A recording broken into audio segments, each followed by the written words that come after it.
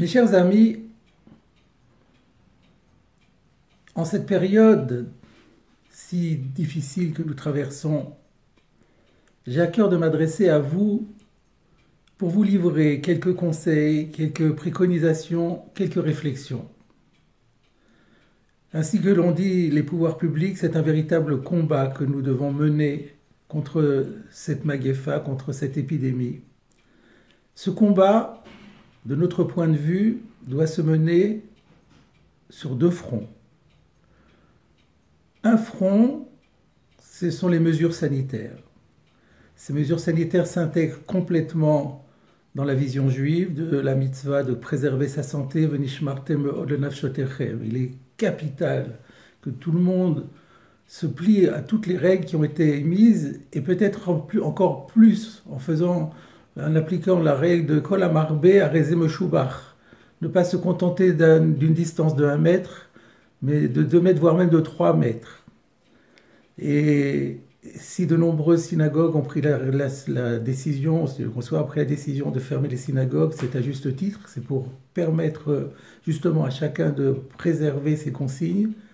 Et je voudrais rajouter à ce point de vue que si jamais un minyan a pu être préservé dans une ville, il est intéressant pour ceux qui prient chez eux à la maison de prier au même moment que ce tzibour, en fonction de ce que dit le Shulchan Aruch dans le Siman Sadi de Rachaim, que ceux qui sont dans les villages ou les personnes qui sont dans la possibilité d'aller au Beth Knesset essayent de faire coïncider le moment de leur prière avec celle de la communauté, parce que la prière de la communauté conserve une puissance exceptionnelle qui est aussi une arme dans le combat que nous menons.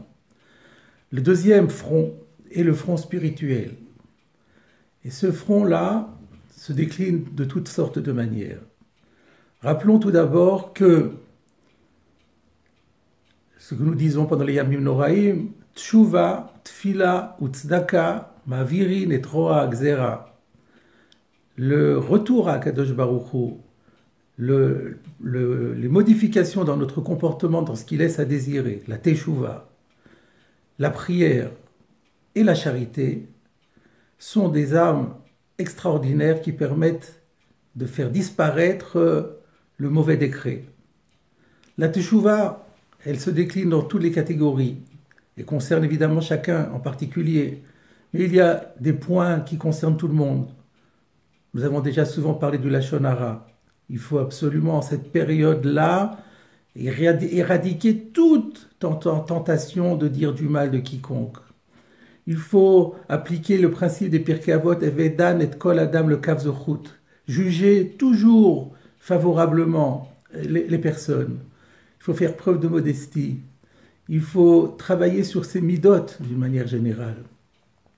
Il y a aussi, nous en parlerons tout à l'heure, notamment les déviances au plan sexuel, au niveau des fantasmes, au niveau du manque de tsniout. Tout ceci sont des points qui demandent à être corrigés et Akadosh Baruch Hu attend que nous fassions des efforts dans tous ces domaines.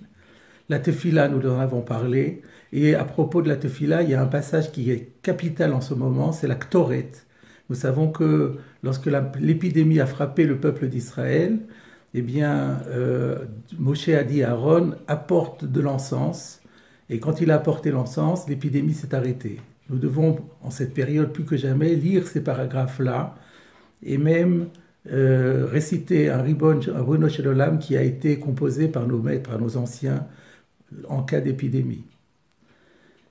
Voilà pour la tfila. Et la tzedaka, évidemment, on peut même donner des dons en ligne, on n'a pas besoin de se déplacer pour ça. Donnons de la tzedaka aux institutions de Torah, donnons à toutes les institutions religieuses et pensons déjà à nos frères. Pessah arrive très vite. Il y aura nos frères et sœurs qui sont défavorisés au plan financier, auront du mal peut-être et probablement à accomplir la fête de Pessah. Nous pouvons d'ores et déjà apporter nos dons au panier de Pessah et à toutes les institutions qui récoltent et collectent de l'argent en vue de permettre ce qu'on appelle en hébreu ma'ot ritin, l'argent pour le blé. Ça c'est Tshuvat Tfilat Tzedaka. Maintenant, la Torah, l'étude de la Torah a une force de protection particulière. C'est pourquoi, maintenant que le temps, pour de nombreux d'entre nous, est devenu disponible puisqu'on ne va plus au travail et qu'on est confiné chez soi, il faut en profiter pour étudier au maximum la Torah. Dieu merci, avec les moyens techniques, nous avons la possibilité aujourd'hui, sans se déplacer, de suivre toutes sortes de shiurim, toutes sortes de cours, toutes sortes de réflexions. Faisons-le avec le maximum d'intensité, le maximum de ferveur, le maximum de concentration, dans l'esprit que nous accomplissons une mitzvah, dont les Chachamim nous disent Talmud Torah, Keneged Kulam. Je ne voudrais pas être trop long. Je voudrais, pour conclure, dire que nous sommes aussi dans une période particulière. Nous venons, ce Shabbat, nous terminerons la série des Arba Parashiot avec la Parashat HaChodesh. Nos maîtres expliquent que depuis la Parashat Shkalim et jusqu'à la Parashat HaChodesh, qui traversent le mois de Hadar et qui font la jonction avec le mois de Nissan, il y a ici un travail chaque année que nous devons faire, et cette année plus que jamais. Nous avons commencé par la guerre contre Amalek. Amalek symbolise la force du mal spirituel, pas seulement physique, mais spirituel aussi. Le Midrash dit, il a essayé de te souiller spirituellement, et notamment sexuellement parlant. Tu étais fatigué, et là, dans le service de Dieu, il a essayé de t'arrêter, il a essayé de te freiner dans ton service de Dieu. Eh bien, grâce à Purim, grâce à la Parashat Zachor, grâce à Purim, nous avons éradiqué Amalek. Cette tentation de chercher à jouir à tout prix, même contre ce que demande la Torah, cette tentation de se fatiguer, de se reposer, elle est mise entre parenthèses. Et donc maintenant, grâce à la Parashat Para qui nous a purifiés et où Dieu nous a donné une prédisposition particulière, nous pouvons aborder le mois de Nissan, qui est le mois de la Kedusha, l'initiation à la sainteté de toutes nos forces. Il faut nous préparer à aborder le mois de Nissan avec toutes sortes de résolutions qui n'ont qu'un seul but, nous rapprocher infiniment de Dieu en nous conformant le plus possible à sa volonté, en abolissant notre volonté par rapport à la sienne. Et alors là, rappelons-nous que le mois de Nissan est par tradition le mois de la Géoula. La première délivrance est arrivée au mois de Nissan. Toutes les délivrances ont particulièrement la chance d'arriver au mois de Nissan.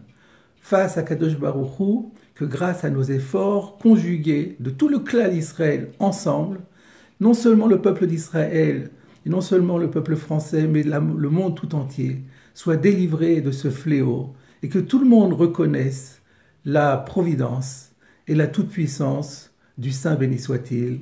Amen. Torah Box, c'est la diffusion chaque jour de cours de Torah variés et innovants, adaptés à chacun. Grâce à une équipe investie et désireuse de diffuser la Torah à son peuple, des cours sont enregistrés chaque jour en studio, puis montés et diffusés. Avec des rabbinim de haut niveau, sur tous les sujets de la vie juive, paracha, pensée juive, halakha, couple, éducation, émouna, histoire juive. Et chaque semaine, une histoire exceptionnelle à raconter le Shabbat. De nouvelles émissions et débats innovants qui confrontent Torah et actualité. Des concepts de vidéos qui expliquent la halakha de manière ludique, divertissante et accessible. Et des programmes de Torah pour nos enfants. Torah Box, c'est du judaïsme sur mesure pour vous.